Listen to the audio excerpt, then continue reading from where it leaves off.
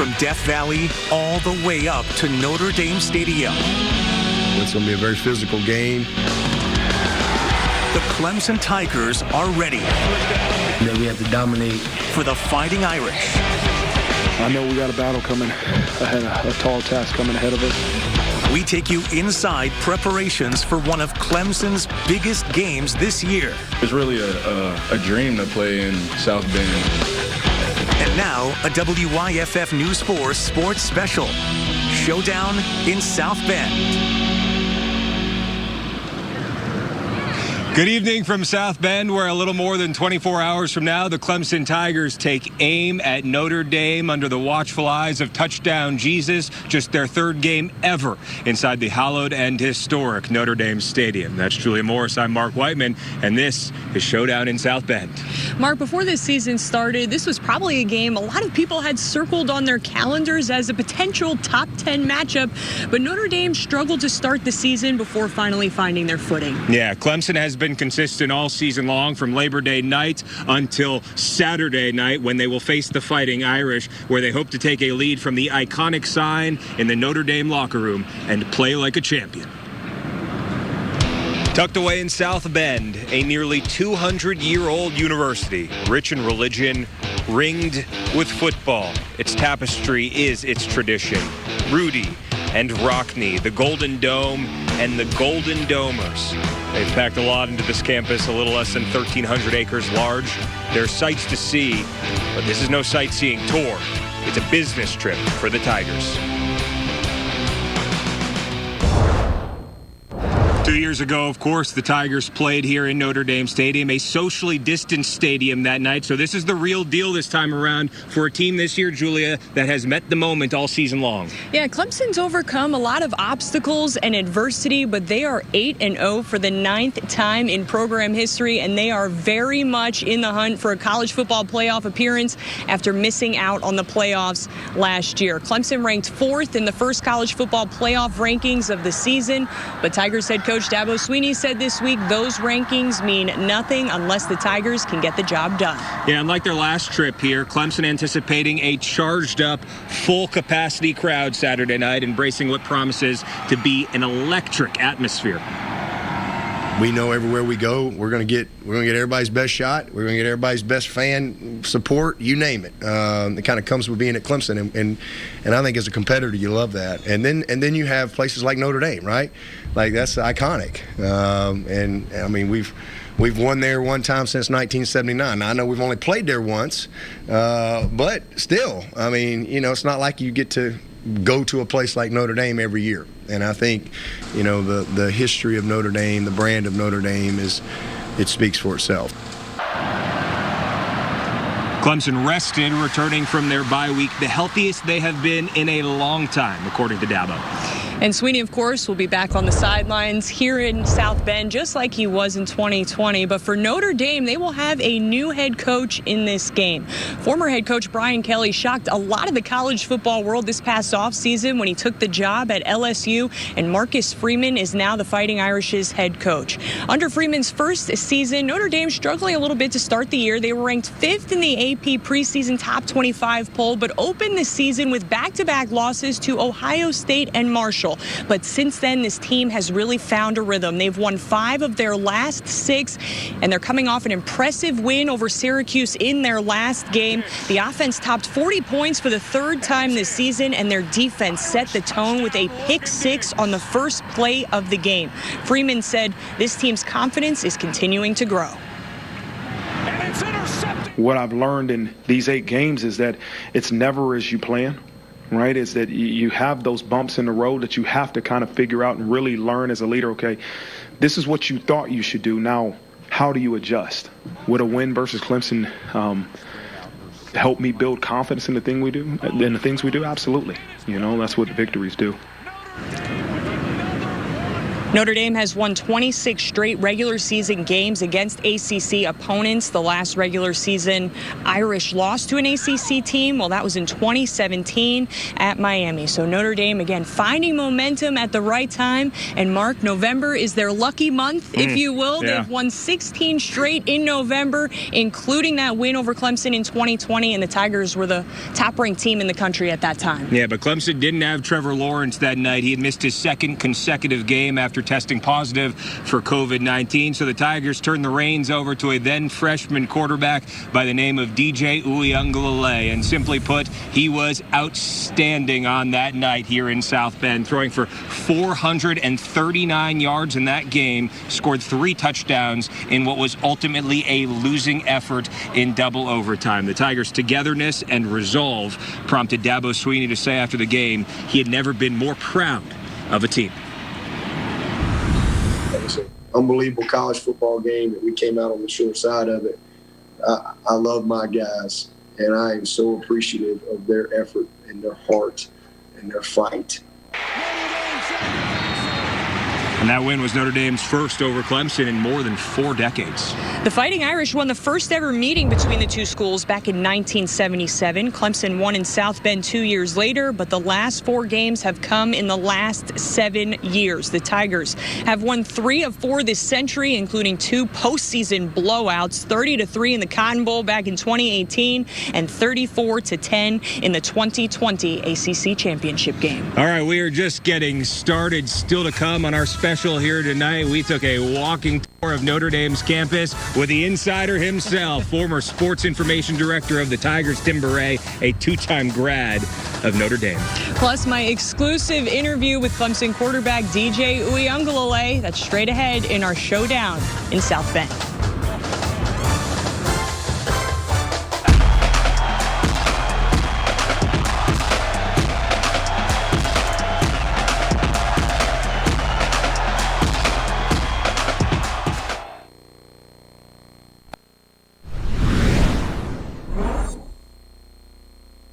I mean, I don't think it put any pressure on me from the expectation. I mean, for throwing for that many yards, I don't think so. I mean, I expect that out of myself to be able to play my best game each and every day, every time I step on the field. So I don't think it was any extra expectation they put on me. 2 years ago, Clemson quarterback DJ Uiagalelei introduced himself to the nation with 439 yards against Notre Dame, the most ever thrown against the Irish. Of course, it has not been all highs from there for Uiagalelei, but ahead of a monumental game for Clemson, the Tigers quarterback is confident he'll bounce back. Yeah, Mark, you know, DJ really struggled as a sophomore last year, and he even admits that himself, but he had really bounced back nicely this season, was playing really well up until the Syracuse game 2 weeks ago. He threw 2 interceptions in that game, and he was benched in the second half. I caught up with DJ this week to ask him about how he plans to respond, and of course what he remembers from that special night where he was the Tigers' starting quarterback here in South Bend 2 years ago. Well, DJ, 2 years ago, you made your second career start as a freshman, threw for more than 400 yards, 3 total touchdowns in South Bend. What do you remember from that game? Man. I mean, it was a crazy game. I think that was the first thing.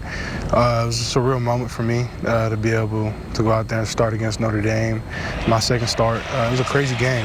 It's kind of all a blur, man. Looking back at it now, I mean, it all happened so fast. The week of practice, week of preparation flew by, and then once you got to the game time, it was like, oh man, I'm here.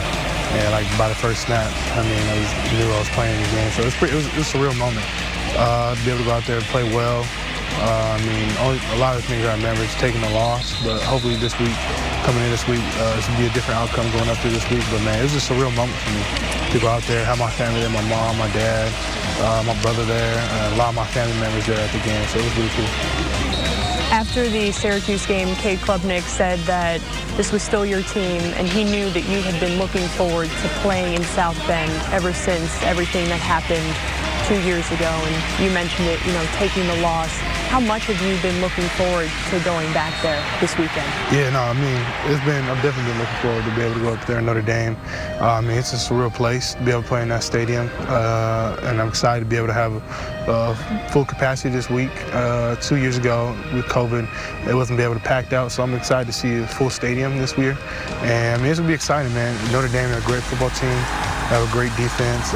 Love the head coach, love what he's doing, and I feel like the record not showing how well of a football team they are. I feel like they're definitely a way better team than what their record shows. So I'm excited to be able to go play against them. Obviously, you mentioned it, that you made a couple of bad decisions against Syracuse. What have you done over the bye week to make sure that you have a bounce back week this weekend? I think the biggest thing, man, is just continue to keep working. I mean, come out each and every day. I mean, you only have today. So, I mean, be able to be present in the moment today, as today is Monday, so be able to be present in the moment for everything you can do today and just be able to do everything in your power and just be able to have the best day possible. I feel like that's what I did last week, just coming out, continue to keep working, continue to be me, man, just have confidence in myself. Continue to build that confidence, believe in myself. If I feel like that, I'll be perfectly fine. When do you think you're at your best on the field? What's your mindset look like when you think you're playing your best? I feel like my mindset is an attack mentality. Cutting it loose, man, just rolling the dice. I feel like, I mean by rolling dice, taking chances, gambling. I mean more just like, man, you know, just betting on yourself all the time. I feel like when I have that mindset, just be able to bet on myself, you know, I feel like I'll be perfectly fine. I feel like that's when I'm at my best. You mentioned a few moments ago Notre Dame's defense. I think it took them all of about 7 seconds to get a pick six in their last game against Syracuse. What challenges do you think that defense will present for you this weekend? I feel like they're a very veteran group across the board. They have a freshman starting at corner, but besides that, I feel like he's still a veteran player. I feel like he was playing incredibly well. I feel like overall on the defense, they have a lot of experience on that defense. A lot of those guys have been playing for a long time, and I feel like they all play well together. I feel like they're very fundamentally sound in the coverages they run, the blitzes they do. I feel like everybody knows what they need to do and where the spots they need to be at, so that's going to be a tough challenge for us, but it'll be a great challenge for us coming in this week. You've mentioned this season that personal stats don't really matter to you. The most important stat to you is winning football games. What would it mean for you to get a win this weekend? Be great. I mean, for me, man, to be able to go out there and get a W against Notre Dame, extremely talented football team, extremely rich heritage. Be great and make us one step closer to our end goal with all the goals that we have this year as a team that we set.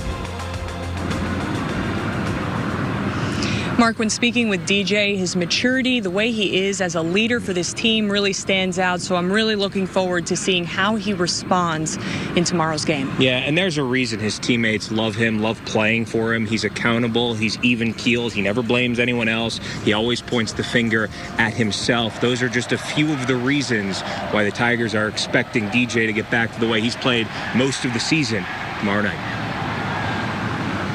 You put your ace on the mound, like there's a certain expectation, right? That's just the way it is. But even the best of the best, you know, next thing you know, they've hit 3 home runs off of him in the second inning. It just ain't his day, right? I mean, you compete long enough. You're not nobody. We're people. I mean, these are people, and people are not perfect. But man, I'm really proud of DJ and how he's handled himself and how he's led, and he certainly knows he can't go play like that. There's a standard, right? And there's the expectation. I mean, he's the ace. You got to go do your job. But you know, as Dabo put it this week, there's just no way the Tigers are 8-0 without all DJ has done this year. Well, still to come, we'll revisit an interview with former Clemson head coach Danny Ford on the Tigers' only win in South Bend 43 years ago. And it was incredible to walk this scenic campus this afternoon with the legend himself, Tim Beret. Stay with us. You're watching Showdown in South Bend on WYFF 4.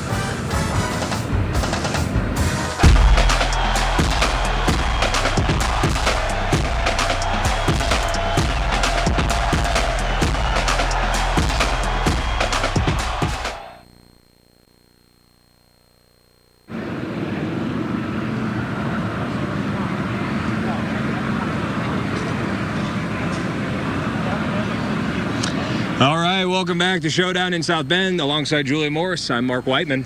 Mark, when we talked to Clemson players this week, they were excited about the opportunity of playing this game, but they were also excited about the opportunity to visit such a historic campus. Yeah, as were we. There's just so many beautiful sights to see here at the University of Notre Dame, and we couldn't have asked for a better tour guide this afternoon. Legendary, retired, semi-retired Clemson Sports Information Director Tim Burray, two-time grad of Notre Dame, kind enough to walk us around campus this afternoon.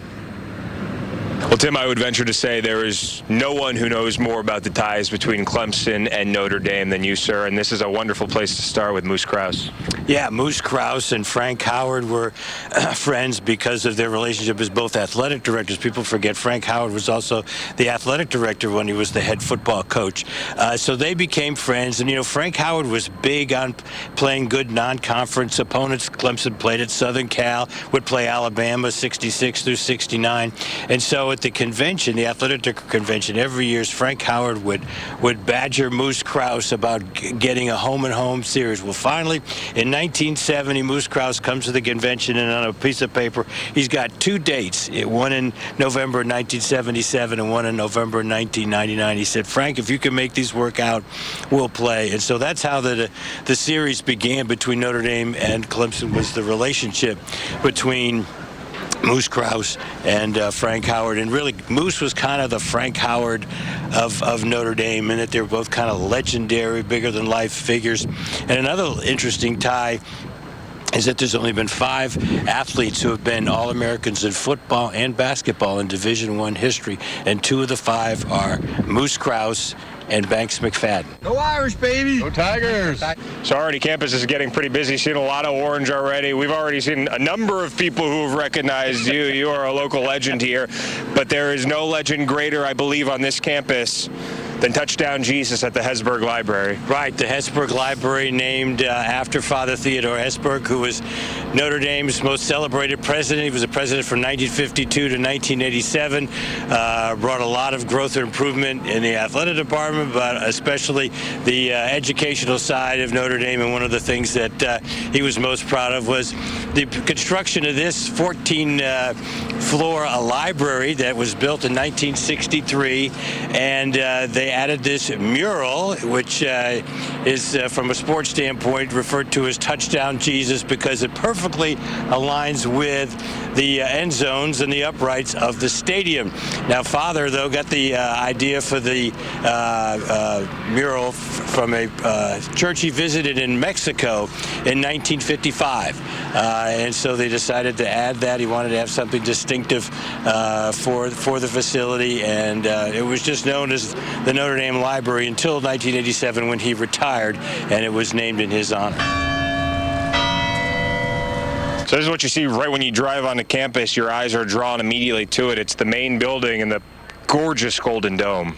It is. Right when you come up Notre Dame Avenue, you're looking right at the Golden Dome. Now, this has been the main building since the school was founded in 1842. They built the main building in 1843, and actually all the students and all the classrooms lived in the main building. Then they decided to make a bigger one in 1866, which they did, and then tragically in 1879 there was a fire that destroyed most of it, so they had to rebuild everything just about from scratch. That's when they put the Golden Dome up, and then the statue of Mary, which is 19 feet and 4,000 pounds, that they put it up there and constructed it. So as we put the finishing touches on the tour, no trip to the University of Notre Dame is complete without a visit to the famed grotto. Absolutely no. It's an iconic place on the Notre Dame campus. It is a replica of Our Lady of Lourdes in France. And of course, when you guys were here in 2020, you had to bring Dabo. I did. I brought Dabo on a little tour. It was neat. Dabo really wanted to see Notre Dame. He'd never been to Notre Dame, so after the walkthrough on that Friday, we came here. I showed him the Golden Dome. I showed him Soren Hall, showed him the church, and then we finished up here, and I told him about the tradition of lighting candles, and so we both lit a candle for each of our fathers. So that was really a neat experience. It's great to hear the emotion in Tim Baray's voice, how much this university and how much Clemson both mean to him. A lot to unpack there. Hard to slice a 2-hour tour down in just a couple minutes. Yeah, Mark, no doubt about it. Notre Dame, one of the most historic venues in all of college football, and that history not lost on the Tigers. Some have visited this campus for recruiting trips. Others played here in 2020. So while it is another road game, it's the history of the Fighting Irish and the magic of this campus that just brings a different energy to tomorrow's game. I grew up watching Notre Dame play, watching USC play Notre Dame, things like that. So it's really a dream to play in South Bend. I've visited up there before, things like that, and it's going to be a great atmosphere, I'm sure. It's extremely historic, beautiful architecture and whatever. And yeah, the stadium it was just really cool. I mean, I was like, wow, I really get to be here in this venue. Think about Rudy the whole time. Fell behind and unable to pass. Rudy Rudiger, the former Notre Dame walk-on who achieved college football glory in the final play of his senior season with the Irish. He recorded a sack and was carried off the field by his teammates, the first player in Notre Dame history to do so. So we've touched on the campus, the storylines, and the recent history, but we still have some vintage victories left to discover. That's right. Danny Ford will talk about the only win Clemson has had in South Bend that happened 43 years ago. Plus, of course, we have to revisit that rainy game in Death Valley and one of Dabo Swinney's most iconic speeches throughout his career. That's straight ahead in Showdown in South Bend.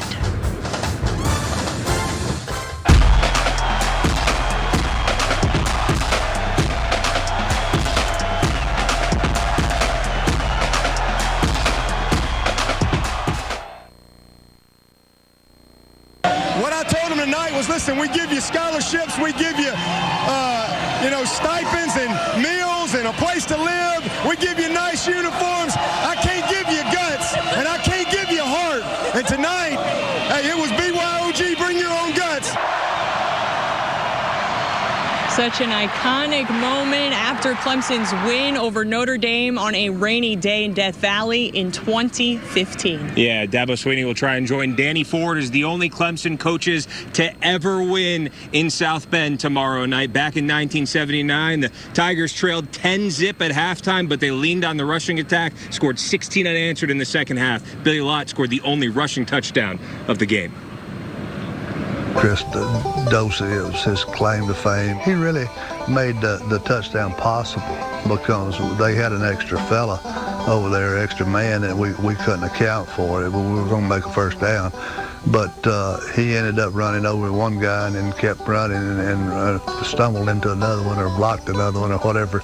I always kid him about just, blind hog find an acorn sometime, and that's what he did. He found two of them. For Julian Morris, I'm Mark Whiteman. Have a good night.